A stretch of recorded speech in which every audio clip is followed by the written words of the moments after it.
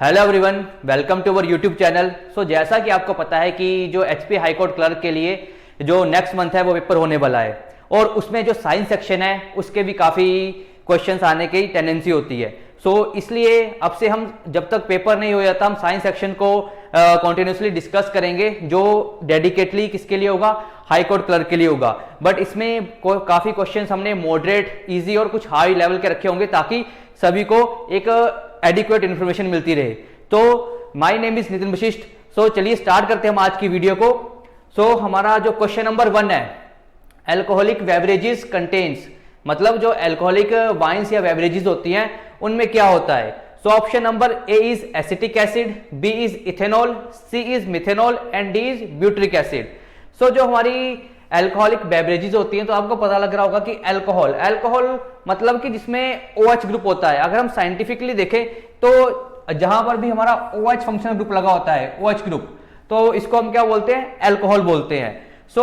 यहां पर जो हमारा ऑप्शन नंबर बी इथेनॉल, तो जो हमारी अल्कोहलिक बेवरेजेस होती हैं उनमें पर्टिकुलर क्या पाया जाता है, इथेनॉल पाया जाता है। तो इथेनॉल का फॉर्मूला क्या होता है, इथेनॉल मतलब जिसमें 2 कार्बन एटम्स होते हैं, मतलब CH3CH2OH, तो ये हमारा होता है इथेनॉल का फॉर्मूला। तो जो अल्कोहलिक बेवरेज होती है उनमें इथेनॉल पाया जाता है और ये जो OH फंक्शनल ग्रुप है ये हमारे बताता है कि इसमें क्या है, अल्कोहल है। यहां पर जो ऑप्शन नंबर बी कि अल्कोहलिक बेवरेजेस में क्या पाया जाता है, तो वो इथेनॉल पाया जाता है। अब मूव करते हैं क्वेश्चन नंबर 2 की तरफ। The widely used polymer polyethylene is made from, कि जो पॉलीइथाइलिन मतलब जो हमारी प्लास्टिक जो हम बैग्स का यूज करते हैं, पॉलीथीन यूज करते हैं, तो वो किससे बनी होती है। Option number A is ethylene, B is propylene, C is butadiene and D is tetrafluoroethylene. इसमें जो हमारा ऑप्शन नंबर ए जो हमारा इथाइलिन होता है, इथाइलिन, मेनली जो हमारे पॉलीमर पॉलीथीन होता है वो किससे मिलकर बना होता है, मतलब बहुत सारे जब इथाइलिन मिलते हैं, मतलब जब बहुत सारे मोनोमर्स, अगर एक इथाइलिन होगा तो उसको बोलेंगे मोनोमर, जब बहुत सारी लंबी चेन हो जाएगी इन सभी मोनोमर्स की तो उसको हम बोलेंगे पॉलीमर। जो हमारा इथाइलिन होता है, इथाइलिन मतलब जब कभी भी ईन आया, इथाइलिन, ईन का मतलब होता है कि यहां पर डबल बॉन्ड लगा हुआ है। जहां एन, अगर किसी के लास्ट में एन लगा है, जैसे मिथेन, तो मतलब होता है सिंगल बॉन्ड। अगर ईन लगा हुआ है लास्ट में तो इसका मतलब होता है डबल बॉन्ड। अगर आइन लगा हुआ है तो इसका मतलब होता है हमारा ट्रिपल बॉन्ड। तो जो इथाइलिन है, तो इथाइलिन मतलब इथ में 2 कार्बन एटम होंगे और उनमें क्या होगा, डबल बॉन्ड। तो यहां पर क्या लगेंगे, एक हाइड्रोजन यहां लग जाएगा और दोनों साइड एक एक हाइड्रोजन अटैच हो जाएगा, क्योंकि हमारा जो कार्बन है वो 4 बॉन्ड बनाता है। तो ये हमारा होता है इथाइलिन का फॉर्मूला। तो यहां पर यही पूछा हुआ है कि जो पॉलीमर इथाइलिन है वो किससे बना होता है, पॉलीथाइलिन है वो किससे बना होता है, हमारा इथाइलिन से बना होता है। तो यहां पर जो ऑप्शन नंबर ए है that is ethylene will be the right answer. अब मूव करते हैं क्वेश्चन नंबर 3 के ऊपर। ट्रांजिस्टर्स आर मेड फ्रॉम, अब आपने ट्रांजिस्टर्स का मतलब, ट्रांजिस्टर का मतलब होता है ट्रांसफर ऑफ रेजिस्टेंस, तो वहां से ट्रांजिस्टर वर्ड बना हुआ है। तो ट्रांजिस्टर भी होते हैं, कुछ डायोड्स होते हैं, तो ये मिले बनते किससे हैं। तो option number A is metals, B is metalloids, C insulator and D semiconductor. देखो मेटल्स क्या होते हैं, जो अपने आप में से हीट को पास कर देते हैं काफी इजीली, मतलब जो जिनमें से जो करंट या इलेक्ट्रिसिटी का फ्लो काफी इजीनेस के साथ हो जाता है, वो तुम्हारे होते हैं मेटल्स। इंसुलेटर क्या होते हैं, जो अपने में से इलेक्ट्रिसिटी को ट्रांसफर नहीं करने देते, उसके होते हैं मेटेलॉइड्स। मेटेलॉइड्स की जो प्रॉपर्टीज होती है वो मेटल्स और नॉन मेटल्स के बीच में होती हैं, उनको बोलते हैं मेटेलॉइड्स, जिनकी properties metals and non metals के बीच में होती हैं। तो आपने देखा होगा कि पीरियोडिक टेबल के बीच में हमारे पास मेटल नॉन मेटल के बीच में एक सीरीज बनाई होती है, इसमें ब्रोन हो गया, सिलिकॉन हो गया, इस तरह के हमारे एलिमेंट्स रखे होते हैं, तो वो मेटेलॉइड्स रिप्रेजेंट करते हैं। और डी होता है सेमीकंडक्टर। अब सेमीकंडक्टर मतलब जो कंडक्टर और इंसुलेटर के बीच के मटेरियल होते हैं, कि जिनकी कंडक्टिविटी कंडक्टर से थोड़ी सी कम होगी और इंसुलेटर से ज्यादा होगी, तो उनको हम क्या बोलते हैं, सेमीकंडक्टर्स बोलते हैं। तो हमसे पूछा हुआ है कि ट्रांजिस्टर किससे बने होते हैं, तो ट्रांजिस्टर किससे मिलकर बने होते हैं, हमारे सेमीकंडक्टर से। So that is option number D कि ट्रांजिस्टर सेमीकंडक्टर से मिलकर बने होते हैं। तो अगर हम देखें तो इस तरह से होते हैं ट्रांजिस्टर में। आपने कभी भी अगर कोई मदरबोर्ड या फिर चिप देखी होगी, तो चिप के अंदर एक कई बार ऐसा होता है कि एक या आपने देखा होगा एक ऐसे एक एक बॉडी होती है, कभी कुछ हरे रंग की काले रंग की, उसमें एक केवल ये 2 रोड निकली होती हैं, और कई बार ऐसे होता है कि यहाँ पर ये 3 यहाँ में से ये टर्मिनल्स निकले होते हैं। तो जो 2 होता है उसको हम बोलते हैं डायोड, और 3 वाले को बोलते हैं ट्रायोड और ट्रांजिस्टर बोल देते हैं। तो यही जो हमारी चीजें हैं ये सेमीकंडक्टर डिवाइसेस में यूज होती हैं। तो आजकल हम जो भी चीजें यूज करते हैं, मोबाइल फोन यूज कर रहे हैं, हमारी इलेक्ट्रिकल जो वॉचेस, स्मार्ट वॉचेस आ रही हैं, ठीक है, हमारी गाड़ियां होगी, हमारे एलसीडी, जो हमारे पहले जो हम बल्ब यूज करते थे वो क्या होते थे, वो दूसरे टंगस्टन के यूज करते थे, जबकि जो आज यूज करते हैं हम कौन से यूज करते हैं, वो एलईडी बल्ब्स को यूज करते हैं, एलईडी। तो एलईडी क्या है हमारा, लाइट एमिटिंग डायोड, तो ये भी क्या है, एक तरह का सेमीकंडक्टर है। उसी तरह पहले जो हम टीवी वगैरह यूज करते थे उनमें वो कौन से होते थे, कैथोड रे ट्यूब्स होती थी उनमें, कैथोड रे ट्यूब्स। बल्कि जब आजकल हम कौन सी यूज करते हैं, एलसीडीज को यूज करते हैं या एलईडीज को यूज करते हैं, तो वो भी किससे बनी हुई है, ट्रांजिस्टर से मिलकर बनी हुई है। तो अब अभी देखा जाए कि जो हर एक जिसमें जो सारी डेवलपमेंट हो रही है वो किसकी फील्ड में हो रही है, सेमीकंडक्टर्स की फील्ड में हो रही है। तो ये सारे ट्रांजिस्टर, डायोड, ये मिलके हमारे क्या बनाते हैं, सेमीकंडक्टर्स को बनाते हैं। अब देखो सेमीकंडक्टर्स बनते कैसे हैं। सेमीकंडक्टर्स की एक एडवांटेज होती है कंडक्टर से, देखिए इनकी हम कंडक्टिविटी को कम या ज्यादा कर सकते हैं। तो वो कैसे करते हैं, तो इनमें क्या करी जाती है, डोपिंग करी जाती है, डोपिंग। देखो डोपिंग का मतलब क्या होता है कि हम जब कभी किसी कंडक्टर में या किसी प्योर एलिमेंट में कोई भी इंप्योरिटी ऐड कर देते हैं, उसको बोलते हैं डोपिंग, कि process of adding impurity in the intrinsic semiconductor, कि ऐसी चीज जिसमें हम इंप्योरिटी ऐड कर देते हैं, कोई एलिमेंट है जिसमें हमने इंप्योरिटी ऐड कर, जितने ज्यादा इंप्योरिटी ऐड करते जाएंगे उसकी कंडक्टिविटी उतनी ज्यादा बढ़ती जाएगी। तो ये जो डोपिंग होती है ये मेन रीजन होता है कि हम उसकी कंडक्टिविटी को ज्यादा या कम कर सकते हैं। तो इसलिए जो सेमीकंडक्टर्स है हमारे लिए काफी बेनिफिशियल है। तो हर एक फील्ड होगी वहां पर सेमीकंडक्टर आजकल यूज हो ही रहे हैं। तो अब इसका जो आंसर था कि जो हमारा क्वेश्चन पूछा हुआ था कि ट्रांजिस्टर किससे बने होते हैं, तो वो बने होते हैं सेमीकंडक्टर से। तो होप सो आपको ये सेमीकंडक्टर समझ आ गए होंगे।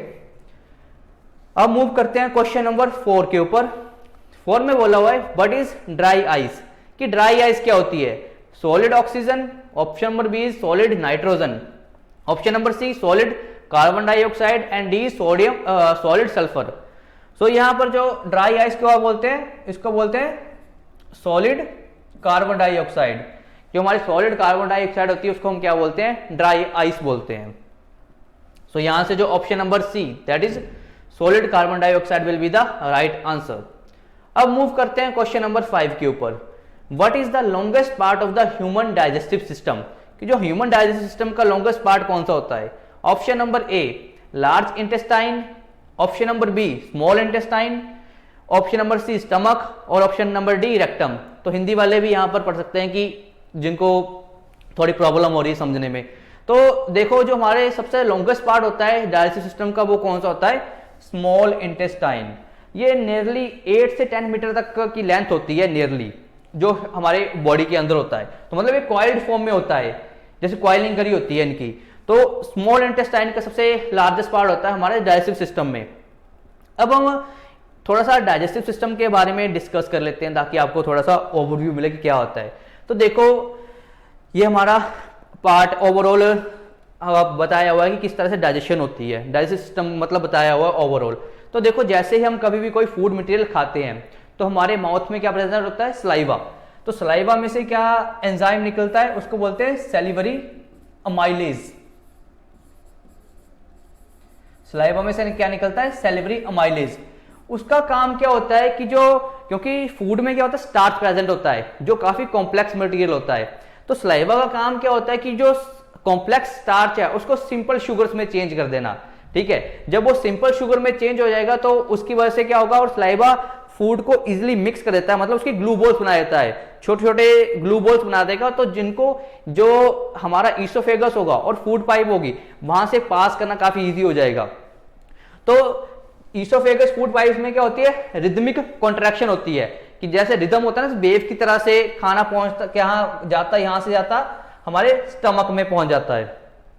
अब देखो जो स्टमक है, स्टमक में भी कुछ एसिड्स रिलीज होते हैं, जैसे कि स्टमक में क्या कौन कौन से होते हैं, एक तो HCl होता है स्टमक में, जो क्या करता है एसिडिक मीडियम प्रोवाइड करता है, और क्या होता है पेप्सिन होता है, और म्यूकस होता है। देखो म्यूकस क्या होता है, स्लाइमी सब्सटेंस होता है जो हमारे बॉडी में पाया जाता है, ठीक है, जो नाक में भी स्लाइमी सब्सटेंस होता है उसको म्यूकस ही बोलते हैं। तो जब जैसे ही फूड हमारे स्टमक में पहुंचेगा, तो स्टमक में पहुंचने के बाद जो HCl होगा वो उसको एसिडिक मीडियम प्रोवाइड करेगा। वो एसिडिक मीडियम प्रोवाइड क्यों करेगा, ताकि उसके ऊपर एक पेप्सिन नाम का प्रोटीन होता है, पेप्सिन, ठीक है, ताकि उसके ऊपर हमारा जो पेप्सिन प्रोटीन है ये एक्ट कर सके। तो जो डाइजेशन ऑफ प्रोटीन करता है वो कौन करता है, पेप्सिन करता है। तो जो फूड के एसिडिक बनाने का रीजन इसलिए होता है कि उसके ऊपर पेप्सिन एक्ट कर सके। और जो म्यूकस का काम क्या होता है कि जो इनर लाइनिंग है स्टमक की वो HCl से इफेक्ट ना हो, ठीक है, क्योंकि HCl का क्या होता है हाईली एसिडिक होता है वो, तो उससे जो स्टमक की अंदर की लाइनिंग है वो भी डिस्ट्रॉय हो सकती है। तो म्यूकस हेल्प करता है कि वो लाइनिंग डिस्ट्रॉय ना हो, तो इनका काम ये होता है। अब इसके इसमें जब सारा काम कंप्लीट हो गया हमारे स्टमक में, तो खाना वहां से क्या पहुंचता है हमारा स्मॉल इंटेस्टाइन में। तो जो स्मॉल इंटेस्टाइन ही हमारा ऐसा पार्ट है जहां पर सारी जो मेन डाइजेशन प्रोसेस है वहां पर होती है। तो जो कार्बोहाइड्रेट्स हो गए, फैट्स हो गए, प्रोटीन हो गए, उनकी डाइजेशन कहां पे होती है, स्मॉल इंटेस्टाइन में होती है। अब जो ये स्मॉल इंटेस्टाइन का साइज है ये अलग अलग ऑर्गेनिज्म में अलग अलग हो सकता है। तो अगर मैं हर्बीवोरस की बात करता हूं, हर्बीवोरस का मतलब जो शाकाहारी होते हैं, जो हाउस जो मतलब जो वो फूल पत्तियां पेड़ पौधे वही खाते हैं, तो जो उनमें लार्ज इंटेस्टाइन का साइज है वो लंबा होता है। ऐसा क्यों होता है, क्योंकि इनमें सेलुलोज होता है, तो सेलुलोज को जो डाइजेस्ट करने में, ठीक है, थोड़ा टाइम लगता है, तो इसलिए जो साइज होता है स्मॉल इंटेस्टाइन का हर्बीवोरस में वो बड़ा होता है। जबकि जो मीट है मतलब जो कार्निवोरस है, मीट को डाइजेस्ट करने में इतना ज्यादा टाइम नहीं लगता, इसलिए जो हमारे कार्निवोरस होते हैं उनमें जो स्मॉल इंटेस्टाइन का साइज है वो स्मॉल होता है। अब जैसे मैंने बोला कि अब खाना करेगा एंटर स्मॉल इंटेस्टाइन में। अब देखो फूड मटेरियल जो होगा वो एसिडिक होगा, अब उसको एल्केलाइन बनाना होता है, क्योंकि यहाँ पे क्या प्रेजेंट होता है, पैंक्रियाज। पैंक्रियाज में से क्या निकलता है, पैंक्रियाटिक एंजाइम निकलता है, तो उसको फूड मटेरियल के ऊपर एक्ट करना होता है। तो जब तक खाना एसिडिक होगा ये पैंक्रियाटिक एंजाइम उस पर एक्ट नहीं कर पाता। तो हमारे जो लीवर है वहां से क्या निकलता है, बाइल जूस निकलता है, जो कहां पे स्टोर होता है, गोल ब्लैडर में। तो जो बाइल जूस क्या करता है, वो हेल्प करता है उसको एल्केलाइन बनाने में। जो हमारा खाना होता है उसको एल्केलाइन, जो फूड मटेरियल हमने एंटर किया है स्मॉल इंटेस्टाइन में, उसको एल्केलाइन बनाने का काम कौन करेगा, हमारा बाइल जूस करेगा। उसके बाद पैंक्रियाटिक एंजाइम उस पर एक्ट करेगा, और जो मोस्ट ऑफ द जो डाइजेशन प्रोसेस होगी वो यहाँ पे कंप्लीट हो जाएगी। अब जो बचा हुआ मटेरियल होगा, फूड मटेरियल होगा, वो कहां पे एंटर करेगा, लार्ज इंटेस्टाइन में ऐड करेगा। तो लार्ज इंटेस्टाइन में भी जो फर्दर मटेरियल की एब्जॉर्प्शन है, कोई भी वाटर मटेरियल है मतलब जिसकी एब्जॉर्प्शन हो सकती है, वो लार्ज इंटेस्टाइन उस मटेरियल को एब्जॉर्ब करेगा, और जो बाकी हमारा वेस्ट मटेरियल है वो हमारा क्या है, रेक्टम के थ्रू क्या है, बाहर निकल जाएगा। तो इस तरह से ये कंप्लीट डाइजेशन की प्रोसेस होती है। तो आपने यहाँ पर 2-3 तरह के एंजाइम्स देखे नॉर्मली, कि जब माउथ में एंट्री होती है तो वहां पर सलाइवा में से सलाइवरी एमाइलेज निकलता है, स्टमक में पेप्सिन प्रेजेंट होता है, HCl प्रेजेंट होता है, और म्यूकस भी होता है, और उसके बाद हमारे पैंक्रियाज में से पैंक्रियाटिक एंजाइम निकलता है, लीवर में से बाइल जूस जो गोल ब्लैडर में स्टोर होता है, और लास्ट में हमारा ये सारी डाइजेशन प्रोसेस कंप्लीट हो जाती है, और जो बेस मटेरियल होता है वो रेक्टम के थ्रू बाहर निकल जाता है। तो ये कंप्लीट डाइजेशन प्रोसेस है। और जो माउथ का केमिकल मतलब जो माउथ को क्या बोलते हैं, और बकल कैविटी भी बोलते हैं। तो ये नॉर्मली डाइजेशन प्रोसेस चलती है हमारे स्टमक में। तो अब मूव करते हैं क्वेश्चन नंबर 6 की तरफ।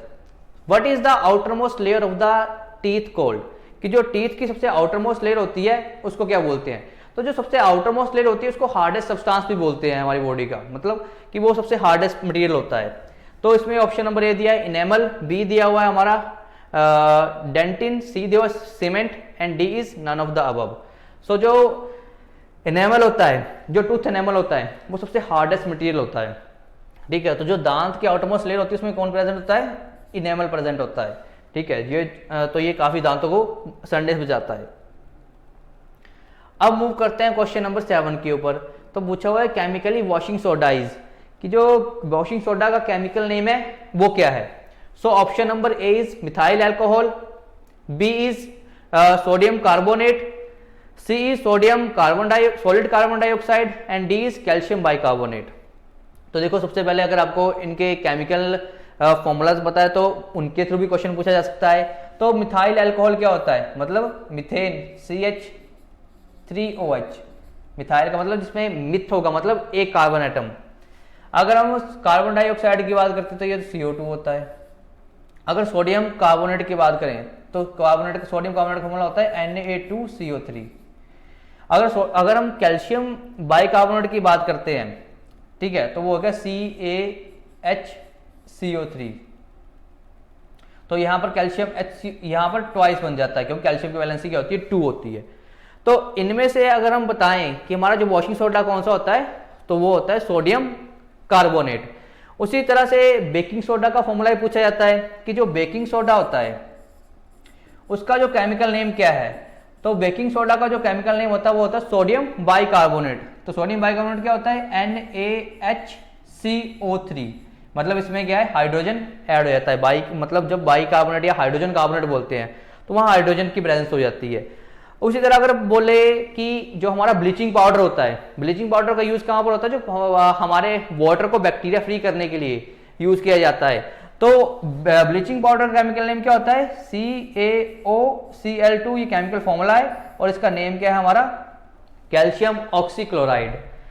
अब अगर आपसे पूछा जाए कास्टिक सोडा, बहुत कॉमन है कास्टिक सोडा, कि कास्टिक सोडा का हमारा केमिकल नेम क्या होता है, तो कास्टिक सोडा केमिकल नेम क्या होता है, सोडियम हाइड्रोक्साइड, NaOH इसका फॉर्मूला होता है। तो अब सो ये सारे काफी इंपॉर्टेंट है, इनमें से क्वेश्चन में पूछे जाने की टेंडेंसी बहुत ज्यादा है, ठीक है, क्योंकि हाई कोर्ट में ज्यादा डिफिकल्ट क्वेश्चंस तो आएंगे नहीं, तो इनमें से कोई ना कोई क्वेश्चन आने के चांस काफी ज्यादा है। तो होप सो आपको ये सारे नाम क्लियर हो चुके होंगे। हम मूव करते हैं नेक्स्ट क्वेश्चन पे। Question number 8, who discovered the phenomenon of radio activity, कि जो रेडियो एक्टिविटी का फिनोमिना था वो सबसे पहले उसकी डिस्कवरी किसने करी थी। तो देखो जो सबसे पहले discovery, option number A Madame Curie, option number B Pierre Curie, C is CV Raman, D is Henry Becquerel. कि अब जब सबसे पहले जिनको क्रेडिट दिया जाता है कि रेडियो एक्टिविटी को डिस्कवर करने का, वो दिया जाता है हेनरी बेक्युलर को, ठीक है। बट इनको जो नोबेल प्राइज मिला था वो मतलब हाफ हाफ शेयर करके मिला था। वो किसके साथ शेयर किया था, वो मैडम क्यूरी एंड पायरे के साथ मतलब शेयर किया था दोनों ने। तो मतलब दोनों को हाफ हाफ अमाउंट मिला था नोबेल प्राइज के लिए। तो इसका रीजन क्या था, क्योंकि हेनरी बेक्युलर ने तो रेडियो एक्टिविटी स्टडी करी थी, बट जो बेक्युलर ने क्या बनाया था, बेक्युलर रेडिएशंस बनाई थी। तो जो बेक्युलर रेडिएशंस को स्टडी करने का काम किसने किया था, मैडम क्यूरी और पायरे ने किया था। तो इसलिए इनको जो नोबेल प्राइज है दोनों को हाफ हाफ मतलब दोनों को कलेक्टिव नोबेल प्राइज दिया गया था। तो अगर ऐसे पूछे जाए कि पहले डिस्कवर किसने किया था, तो वो है हेनरी बेक्युलर, बट अकेले इनकी कंट्रीब्यूशन है वो गलत है। इसमें दोनों की कंट्रीब्यूशन है कि बाद में जो कंप्लीट फिनोमेना दिया था वो किसने दिया था, हेनरी बेक्युलर, मैडम क्यूरी और पायरे ने मिलकर दिया था, क्योंकि जो बेक्युलर रेडिएशन था उनको बाद में स्टडी इन दोनों ने ही किया था। तो बट अगर यहाँ के देखा जाए यहाँ से, तो जो ऑप्शन नंबर डी हेनरी बेक्युलर, उन्होंने डिस्कवर किया था फिनोमेना ऑफ रेडियो एक्टिविटी को। अब मूव करते हैं क्वेश्चन नंबर 9 की तरफ। Which of the following does not secret any hormone, कि इनमें से कौन सा है जो कोई हार्मोन सीक्रेट नहीं करता। तो option number A is thyroid, B is ovary, C is testis and D is spleen. तो देखो जो थायराइड है वो कहाँ होता है, हमारे नेक में, ठीक है। तो थायराइड किसकी कमी से होता है, अगर आयोडीन की हमारी बॉडी में कमी हो जाती है तो उसकी वजह से क्या होता है, हमारी बॉडी में थायराइड हो जाता है। ओवरी क्या होता है, फीमेल रिप्रोडक्टिव पार्ट होता है, और इसमें जो हार्मोन पाया जाता है उसको क्या बोलते हैं हम, एस्ट्रोजन बोलते हैं। टेस्टिस क्या है, ये मेल रिप्रोडक्टिव पार्ट्स को प्रोड्यूस करते हैं, ठीक है, मेल रिप्रोडक्टिव गैमेट्स को प्रोड्यूस करते हैं। तो टेस्टिस में क्या पाया जाता है, टेस्टोस्टेरोन। बट अगर बात करें स्प्लीन की, स्प्लीन में कोई भी हार्मोन सीक्रेट नहीं होता। तो स्प्लीन होता कहां पर है, हमारी जो लेफ्ट साइड है, जो हमारा रिब केज है उसके सबसे मतलब लोअर पार्ट में, रिब केज के जो लेफ्ट साइड में लोअर पार्ट होता है वहां पर एक फिश साइज का एक ऑर्गन होता है, उसको बोलते हैं स्प्लीन। तो ये यहाँ पे पाया जाता है लेफ्ट साइड में। सो यहाँ पर जो ऑप्शन नंबर डी कि जो स्प्लीन है उसमें कोई भी हार्मोन सीक्रेट नहीं होता। नाउ मूव करते हैं क्वेश्चन नंबर 10 की तरफ। The human saliva contains ptyalin which digest. अब देखो स्लाइवा हमने अभी भी डिस्कस किया था कि स्लाइवा का काम क्या होता है, मेनली किसको डाइजेस्ट करना मेनली स्टार्च को। तो देखो बोला हुआ है कि इसमें क्या होता है, टाइलिन होता है, उसका मेनली काम क्या होता है कि किसकी डाइजेशन में हेल्प करना, जो क्या हेल्प डाइजेस्ट करता है, स्टार्च को डाइजेस्ट करने का काम करता है। तो यहाँ पर लिपिड्स दिए हुए थे, ग्लिसरॉल, लैक्टोज, बट जो हमारा option number D that is जो इसका काम क्या होता है, स्टार्च को डाइजेस्ट करना, टाइलिन का काम।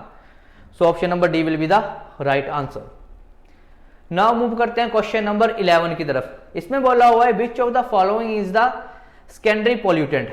अब सेकेंडरी पॉल्यूटेंट क्या होता है कि मतलब जो प्राइमरी पॉल्यूटेंट से मिलके बनाओ, ठीक है, तो उनको हम बोलते हैं सेकेंडरी पॉल्यूटेंट। तो यहाँ पर ऑप्शन दिया है स्मोग, कार्बन डाइऑक्साइड, देखो ये कार्बन डाइऑक्साइड हो गया, जैसे कार्बन मोनोऑक्साइड हो गया, तो एंड फ्लाई ऐश, ये इनको क्या माना जाता है, इनको बोला प्राइमरी पॉल्यूटेंट, ठीक है, कि ये अर्थ में प्रेजेंट होते हैं।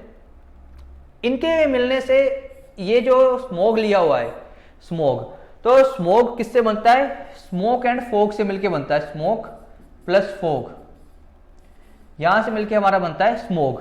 तो इन दोनों के मिलने से स्मोग बन रहा है, तो इसलिए ये क्या है, एक तरह का सेकेंडरी पॉल्यूटेंट है। बट जो फ्लाई ऐश है उसको भी दोनों कैटेगरीज में रखा जाता है, कि फ्लाई ऐश को क्या बोला जाता है, प्राइमरी पॉल्यूटेंट भी बोला जाता है और सेकेंडरी पॉल्यूटेंट भी बोला जाता है। देखो जब उसको जलाते हैं तो जो एशिज है उसमें से कार्बन निकलता है, जो एशिज है वो हवा में उड़ के क्या करते हैं, विजिबिलिटी कम कर देते हैं, तो वो भी एक पोल्यूशन का काम करते हैं। तो इस तरह से एक सेकेंडरी पॉल्यूटेंट भी है, ठीक है। और अगर ये पड़ा रहे खेतों में ही, तो उसकी वजह से ये करता है, मिट्टी को भी पॉल्यूट करता है। तो इसको दोनों के कैटेगरीज में रखा जा सकता है वैसे, कि fly ash is a secondary pollutant और प्राइमरी पॉल्यूटेंट बोथ।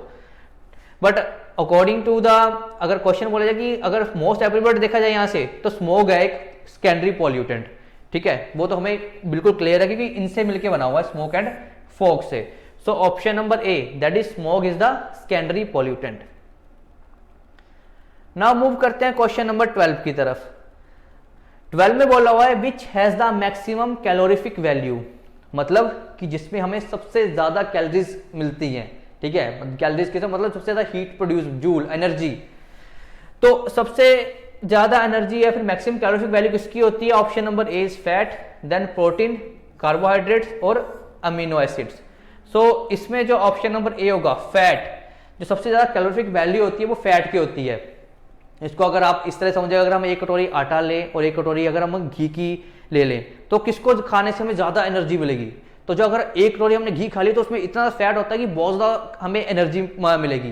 तो सबसे ज्यादा कैलोरीफिक वैल्यू किसकी होती है, फैट की होती है। उसके बाद हमारे आते हैं कार्बोहाइड्रेट्स, ठीक है। तो आपको ये ऑप्शन से क्लियर हो गया होगा कि मैक्सिमम कैलोरीफिक वैल्यू कौन सी किसकी होती है, फैट की होती है। अब मूव करते हैं क्वेश्चन नंबर 13 की तरफ। Which of the following electromagnetic radiation has the maximum energy. तो अगर हमारे जो पेपर है उसमें इलेक्ट्रोमैग्नेटिक स्पेक्ट्रम में से भी काफी क्वेश्चन आजकल पूछे जा रहे हैं, तो अगर आपको इलेक्ट्रोमैग्नेटिक स्पेक्ट्रम अगर याद हो गया तो इनमें से अगर कोई भी क्वेश्चन पूछा गया तो आप इजीली उसको आंसर कर पाएंगे। तो उसको याद करने के लिए अलग अलग ट्रिक्स हैं, ठीक है। तो एक ट्रिक मैंने भी याद करी हुई है।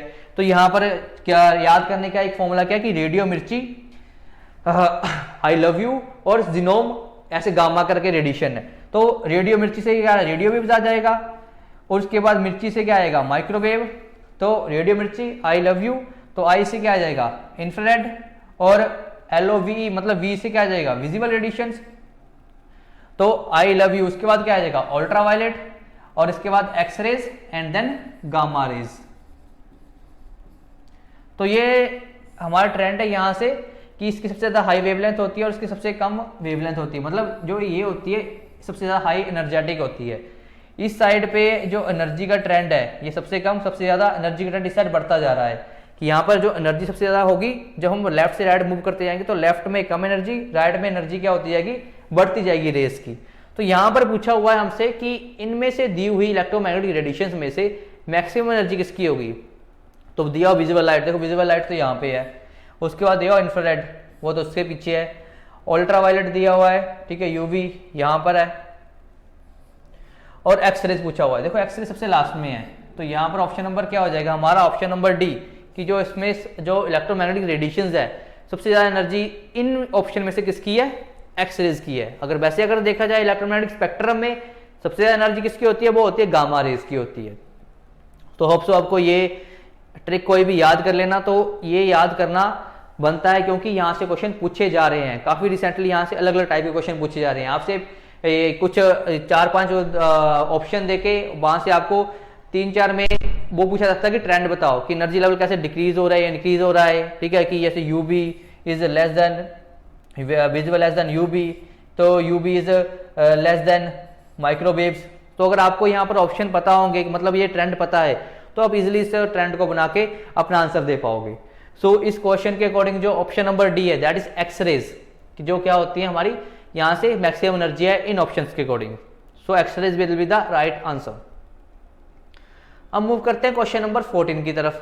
14 में बोला हुआ है विच of the following elements is a semiconductor, ठीक है, जो क्या होता है जो सेमीकंडक्टर्स में इनमें से कौन से एलिमेंट का सिंपली यूज किया जाता है।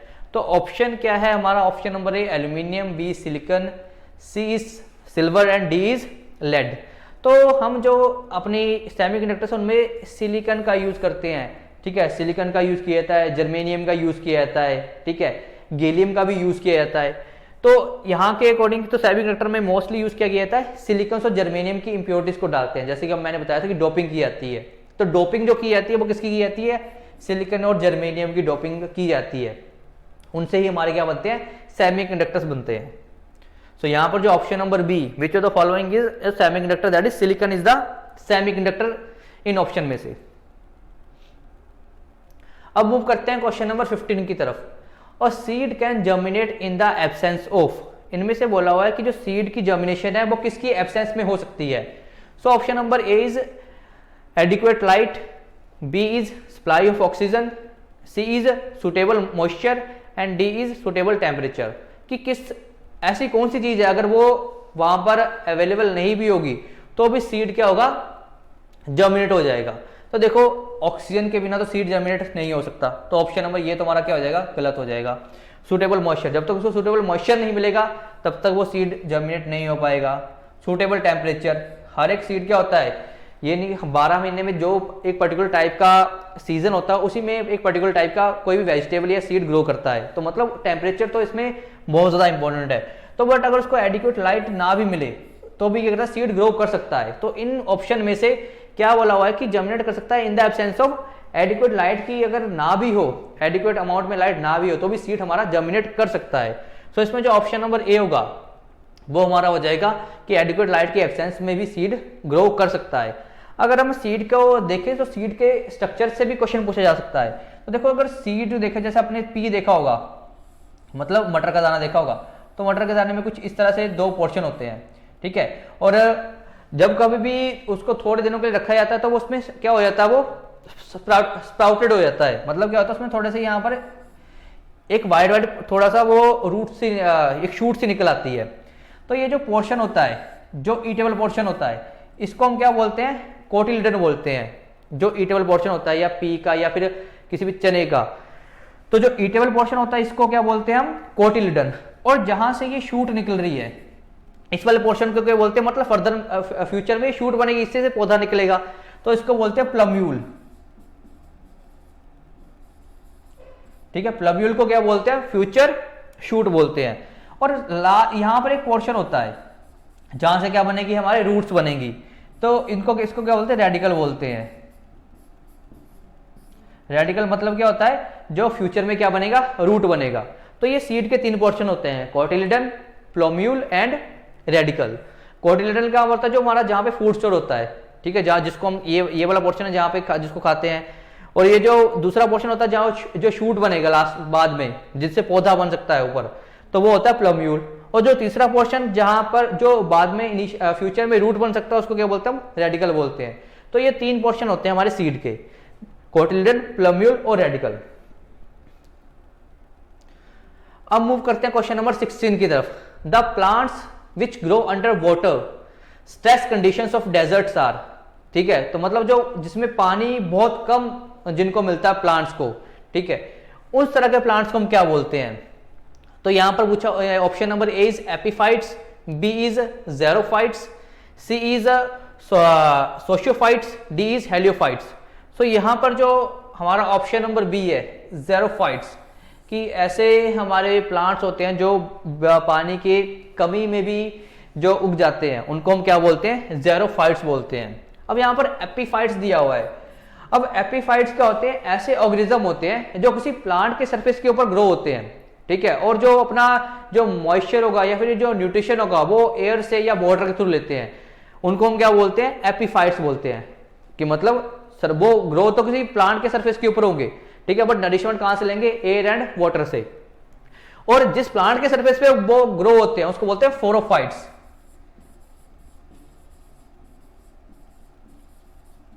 जिस प्लांट के सरफेस के ऊपर ये एपीफाइट ग्रो होगा उसको हम बोलेंगे फोरोफाइट। सो आपको ये एपीफाइट, ज़ेरोफाइट और फोरोफाइट टर्म्स क्लियर होगी। अब मूव करते हैं क्वेश्चन नंबर 17 की तरफ।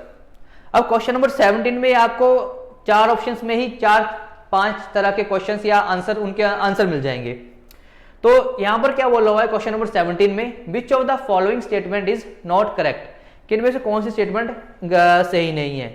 Option number A, calcium oxide react vigorously with water to produce lime. कि जो कैल्शियम हाइड्रोक्साइड है वो बहुत फास्टली रिएक्ट करता है, मतलब इंस्टेंटली रिएक्ट करता है वाटर के साथ और हमें लाइम बना के देता है।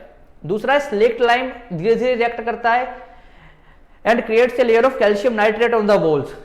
जो जब स्लेक्ट लाइम है वो स्लोली रिएक्ट करेगा और क्या बनाएगा? कैल्शियम नाइट्रेट बना देगा। तो ड्यूरिंग व्हाइट वॉशिंग, तो इसका फिनोमेना मैं आपको बताऊंगा।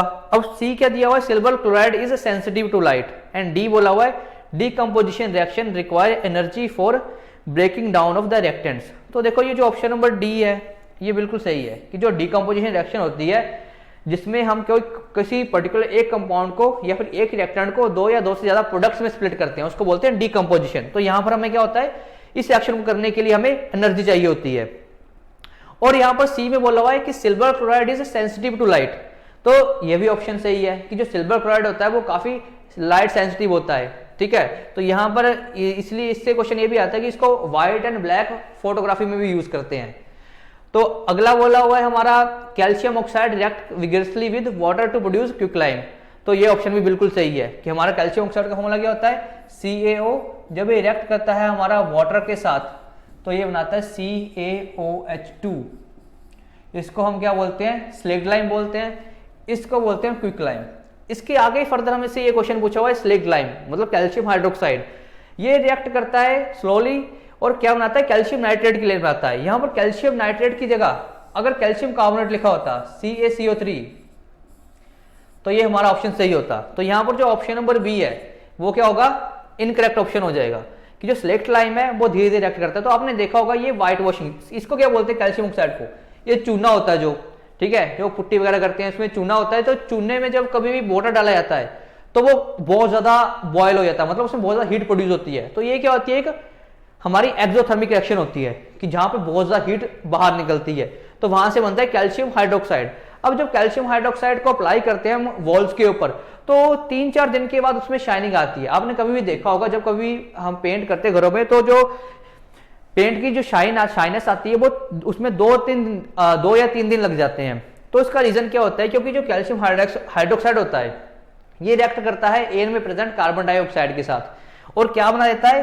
कैल्शियम कार्बोनेट की लेयर बना देता है। और जो कैल्शियम कार्बोनेट ही मेन रीजन है जो शाइनिंग जो सरफेस है वो प्रोवाइड करता है। तो इसलिए हम क्या करते हैं? कैल्शियम कार्बोनेट बनाते हैं लास्ट में। कैल्शियम कार्बोनेट जो बनता है वही रीजन है कि जो दीवारों के ऊपर शाइनिंग आती है। तो इसलिए यहां पर जो कैल्शियम नाइट्रेट नहीं होगा, कैल्शियम कार्बोनेट होगा। सो जो ऑप्शन नंबर बी है वो हमारा क्या हो जाएगा? करेक्ट आंसर हो जाएगा। बट आपने ये सारे ऑप्शन ये भी ध्यान रखने हैं कि सिल्वर क्लोराइड का क्या क्या होता है? लाइट सेंसिटिव होता है। डीकम्पोजिशन रिएक्शन में क्या होता है? हीट रिक्वायर्ड होती है, मतलब ये कौन सी रिएक्शन है? एक एंडोथर्मिक रिएक्शन है। और ऊपर कि कैल्शियम ऑक्साइड बहुत फास्टली रिएक्ट करता है किसके साथ? वाटर के साथ, और बनाता है हमारे पास लाइम मतलब स्लेक्ट लाइम। और इनके कॉमन नेम भी आपने याद रखने हैं कि स्लेक्ट लाइम किसको बोलते हैं, क्विक लाइम किसको बोलते हैं। तो इनसे तो क्वेश्चन एक मतलब चांसेस रहते हैं 90 to 95% की क्वेश्चन पूछा जाएगा कॉमन नेम्स के ऊपर। अब मूव करते हैं हम नेक्स्ट क्वेश्चन के ऊपर, that is question number 18। Which of the following statement is correct? अब यहां से हमें करेक्ट स्टेटमेंट पूछी हुई है। तो पहला स्टेटमेंट क्या है? A very small opaque object does not change the straight path of light. कि अगर बहुत छोटा अगर कोई ओपेक मतलब जहां से लाइट पास नहीं कर पा रही है तो वो लाइट के पाथ को चेंज नहीं कर सकता। दूसरा ऑप्शन क्या है, जो कॉन्वेक्स मिरर है उनको जनरली यूज किया जाता है टॉर्चेज में, कि जो टॉर्चेज में मिरर यूज होते हैं वो कौन सा यूज होता है, वो कॉन्वेक्स मिरर यूज होता है। तीसरा बोला है the mass density of kerosene is less then that of water, तो जो कैरोसिन की मास डेंसिटी है, ठीक है, वो वाटर से कम होती है। और फोर्थ में बोला हुआ है the ability of a medium to reflect light is expressed as optical density, कि जो की ऑप्टिकल डेंसिटी क्या होती है कि कितनी लाइट को हम किसी रिफ्लेक्ट कर पाते हैं। तो हमसे यहाँ पर करेक्ट ऑप्शन पूछा हुआ है। तो यहाँ से देखो कि जो पहले पूछा है कि very small opaque object does not change the path of straight light, तो ये ऑप्शन इनकरेक्ट है। देखो क्या होता है, अगर छोटा सा भी ऑब्जेक्ट होगा तो वो कुछ ना कुछ लाइट को रिफ्लेक्ट हमेशा ही करेगा, तो इसलिए जो ऑप्शन नंबर ए होगा वो क्या हो जाएगा, इनकरेक्ट। अब बी में बोला है convex mirrors are generally used in torches. देखो टॉर्चेज में क्या करना होता है, हमें एक पर्टिकुलर पॉइंट पे फोकस करना होता है, जैसे अपने सर्च लाइट्स भी देखी होंगी, तो वहां पे देखा होगा कि वो लाइट एक पर्टिकुलर चीज के ऊपर फॉल करती है, तो वहां पर जो मिरर यूज होते हैं वो कौन से होते हैं, कॉनकेव मिरर यूज होते हैं। तो ये क्वेश्चन भी, स्टेटमेंट भी गलत हो जाएगी। तीसरा, the ability of medium to reflect light, कि कितनी लाइट को रिफ्लेक्ट कर पाता है, तो उसको बोलते हैं ऑप्टिकल डेंसिटी, तो इसको ऑप्टिकल डेंसिटी नहीं बोलते, तो ये ऑप्शन भी गलत है। तो यहां पर जो हमारा ऑप्शन नंबर सी की जो मास डेंसिटी होती है कैरोसिन की वो कम होती है दैट ऑफ वाटर, कि ये क्या है, सही है। तो आपने देखा होगा जब कभी कैरोसिन को वाटर के ऊपर डालते हैं, ठीक है, तो वो अलग अलग लेयर्स बन जाती हैं, ठीक है, तो वो उसका रीजन क्या होता है कि जो मास डेंसिटी होती है कैरोसिन की वो बहुत कम होती है वाटर से। तो ये यहाँ पर जो हमारा ऑप्शन नंबर सी होगा वो हमारा करेक्ट ऑप्शन हो जाएगा, ठीक है। So option number C will be the right answer. So hope so आपको ये बाकी ऑप्शन भी सारे क्लियर हो चुके होंगे। अब मूव करते हैं हम क्वेश्चन नंबर 19 की तरफ। देखो 19 में भी अब 3-4 क्वेश्चन बन जाएंगे, ठीक है। यहाँ पर क्या मैचिंग का क्वेश्चन पूछा हुआ है, तो देखो क्या बोला है, लिस्ट 1 को हमें लिस्ट 2 से मैच करना है। तो लिस्ट 1 लिस्ट 2 नीचे नीचे लिखे हुए हैं ये, तो देखो क्या बोला है कि लिटमस किससे रिलेट करता है, यहाँ पर नाइट्रोजन में पूछा किससे रिलेट करता है, कैल्शियम हाइड्रोक्सी एपेटाइट किससे रिलेट करता है, और हाइड्रोजन परऑक्साइड। तो देखो जो हमारा लिटमस होता है, लिटमस किससे बना होता है, हमारा लाइकन से बना होता है, मतलब फर्स्ट का क्या हो जाएगा, ऑप्शन नंबर 4, कि लिटमस किससे बनता है, लाइकन से। नाइट्रोजन, नाइट्रोजन आपको पता होगा कि जो हमारे चिप्स के पैकेट्स होते हैं वहां पे जो इतने ज्यादा वो फ्लफी से होते हैं, मतलब जो उसमें गैस फिल करी होती है वो कौन सी करी होती है, नाइट्रोजन फिल करी होती है, ताकि वो ऑक्सीडाइज ना हो सके। जैसे वो ऑक्सीजन के कॉन्टेक्ट में आएंगे तो उसकी वजह से क्या होगा, जो उनकी क्रिस्पीनेस होगी वो खत्म हो जाएगी। तो उनको क्रिस्पी रखने के लिए, ऑक्सीजन के कॉन्टेक्ट से दूर रखने के लिए क्या फिल की जाती है, उनमें नाइट्रोजन गैस को फिल किया जाता है। तो नाइट्रोजन के लिए कौन सा आ जाएगा, हमारा चिप्स सील्ड इन पैकेट्स, तो ये आ जाएगा ऑप्शन। अगला दिया हमारा कैल्शियम हाइड्रोक्सी एपेटाइट, तो ये कहां पर प्रेजेंट होता है, ये होता है हमारा टूथ इनेमल नाइट्रोजन में। और जो हमारा हाइड्रोजन परऑक्साइड होता है, अगर हाइड्रोजन परऑक्साइड का फॉर्मूला पूछा गया तो वो होता है H2O2। H2 होता है हमारा वाटर का, और H2O2 किसको बोलते हैं हम, हाइड्रोजन परऑक्साइड को बोलते हैं। तो ये क्या करता है, एक एंटी माइक्रोबियल एजेंट की तरह काम करता है। तो यहां से अगर ऑप्शंस को मिलाया जाए तो ए का फोर्थ, देखो ए का फोर्थ तो 2, मतलब ए के फोर्थ से हमारे ये 2 ऑप्शन तो कट हो गए। आगे है बी का, हमारा ऑप्शन क्या था, बी का 3, अब आप यहां पर दोनों ही में है बी का। अब सी से लगे बता, तो सी है हमारा, सी का क्या था हमारा, कैल्शियम हाइड्रोक्सी एपेटाइट कहां यूज होता है, टूथ इनेमल, सी का 1। तो यहां से क्या हो जाएगा हमारा option number A, that is A1 B2 C1 and A4 B3 C1 and D2। तो यहां से हमारा option number A will be the right answer. So आपको यहां से 3-4 क्वेश्चंस तो यहां से आराम से आपके क्लियर हो चुके होंगे। अब मूव करते हैं नेक्स्ट क्वेश्चन की तरफ, that is question number 20। Who discovered the nucleus in the cell. अब यहां से देखो, यहां पर थोड़ा सा कंफ्यूजन हो सकता है अगर हम जल्दी जल्दी क्वेश्चन को पढ़ते हैं, कि अब यहां पर पूछा हुआ है कि who discovered nucleus in the cell, ठीक है। अगर पूछा होता हु डिस्कवर्ड द सेल, अगर सेल की डिस्कवर पूछी जाती तो यहाँ पर option number A, that is Robert Hooke हो जाता। बट हमसे क्या पूछा हुआ है कि सेल के अंदर के न्यूक्लियस को किसने फाइंड किया था, तो उसका आंसर क्या हो जाएगा, रॉबर्ट ब्राउन। कि जो न्यूक्लियस के बारे में बताया था कि सेल के अंदर न्यूक्लियस होता है, वो बताया था रॉबर्ट ब्राउन ने। अब हमारे पास एक ऑप्शन नंबर डी दिया हुआ है, ल्यू वैन हॉक। तो ल्यू वैन हॉक ने क्या किया था, जो हमारे माइक्रोस्कोप है उसकी जो डिस्कवरी करी थी वो किसने करी थी, ल्यू वैन हॉक ने। तो यहां से आपके 3 क्वेश्चन क्लियर हो गए हैं कि सेल की डिस्कवरी सबसे पहले किसने करी थी, रॉबर्ट हुक ने। जो न्यूक्लियस होता है सेल के अंदर उसकी डिस्कवरी करी थी रॉबर्ट ब्राउन ने। और तीसरा जो हमारे माइक्रोस्कोप की डिस्कवरी थी वो किसने करी थी, ल्यू वैन हॉक ने। सो बट यहां पर अकॉर्डिंग टू 20 नंबर क्वेश्चन जो हमारा option number B that is Robert Brown will be the right answer. अब मूव करते हैं क्वेश्चन नंबर 21 की तरफ। तो बोला हुआ है कि 1 horse power of electrical power is equal to, कि जो 1 हॉर्स पावर होता है तो वो किसके इक्वल होता है, इलेक्ट्रिकल पावर मतलब कितने वॉट्स के इक्वल होता है वो। तो देखो आपने सुना होगा कि जब हम गाड़ियों की कार्स की वगैरह बात करते हैं तो हॉर्स पावर बोलते हैं, किसकी हॉर्स पावर इतनी है। तो हॉर्स पावर मतलब उसको मेजर कहां पे करते हैं, वॉट्स में अगर देखना जाए तो वॉट मेजर करते हैं। तो जो 1 हॉर्स पावर होता है वो होता है 746 वॉट्स के इक्वल, और ये वॉट किसके यूनिट होते हैं, पावर के। तो अगर हमने देखो पावर को हम समझने के लिए क्या विजुअलाइज कर सकते हैं कि देखो जैसे हमारी पावर क्या होगी इस चीज में, कि अगर कोई भी ऐसा मटेरियल जो किसी भी या कोई ऑब्जेक्ट जो किसी भी काम को बहुत कम टाइम में कर पाए, अगर हम किसी काम को बहुत कम टाइम में कर पा रहे हैं तो इसका मतलब उसकी पावर बहुत ज्यादा है। अगर मैं 2 कार्स की बात करता हूं कि वो ए पॉइंट से बी पॉइंट पहुंचने में एक लगा रही है 10 सेकंड और दूसरी लगा रही है हमारी 20 सेकंड, तो इसमें मतलब है कि जो अगर दोनों की ही जो सेम पॉइंट चल रही हैं, ठीक है, और बाकी सब कुछ सेम है, तो यहां पर देखा जाए तो पावर किसकी ज्यादा होगी, जो कम टाइम में पहुंच रही है। तो इसका पावर का जो हम एक्सप्रेस करते हैं वो क्या होता है, वर्क अपॉन टाइम, कि कितना काम किया कितने यूनिट टाइम में। अगर हम काम जल्दी कर देते हैं मतलब उसको कम टाइम में करते हैं तो पावर ज्यादा होगी, ठीक है। तो हॉर्स पावर वही, जितनी ज्यादा हॉर्स पावर होगी, ठीक है, मतलब उतनी ज्यादा उसमें वॉट्स होंगे। तो जो इलेक्ट्रिकल पावर है उसको किसके इक्वल होता है, 746 वॉट के इक्वल। और जो हमारे घर में इलेक्ट्रिसिटी आती है उसको हम मेजर करते हैं किलो वॉट आवर में, ठीक है, क्योंकि किलो वॉट आवर को जो कैलकुलेशन करना है वो काफी इजी है, इसलिए हम किलो वॉट आवर में घरों में जो इलेक्ट्रिसिटी आती है उसको मेजर करते हैं। अब मूव करते हैं हम क्वेश्चन नंबर 22 की तरफ। 22 में क्या बोला हुआ है, the main constituent of compressed natural gas that is CNG. जो सीएनजी का जो मेन कॉन्स्टिट्यूएंट है वो क्या होता है। पहला option number A is butane, C is methane, B is methane, C is ethane and D is propane.